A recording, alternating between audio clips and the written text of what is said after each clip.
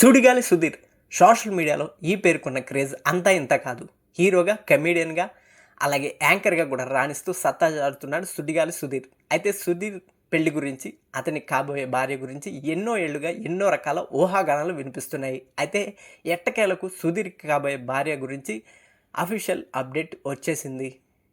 ఆ విషయం తెలుసుకునే ముందు ఈ వీడియోని వెంటనే లైక్ చేసి షేర్ చేయండి. అలాగే మా కబుర్లే కబుర్లు యూట్యూబ్ ఛానల్ను వెంటనే సబ్స్క్రైబ్ చేసుకోండి.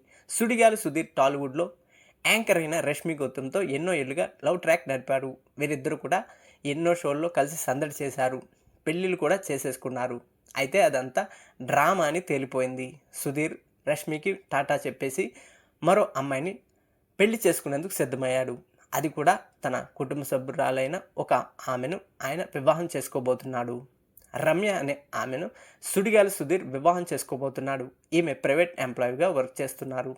అయితే ఇన్నాళ్ళు సుధీర్ రష్మిని పెళ్లి చేసుకుంటాడని భావించిన ఫ్యాన్స్కు ఇప్పుడు నిరాశ ఎదురైంది. సో మొత్తానికి సుడిగాలి సుధీర్ ఓ ఇంటివాడు కాబోతున్నాడు అన్నమాట.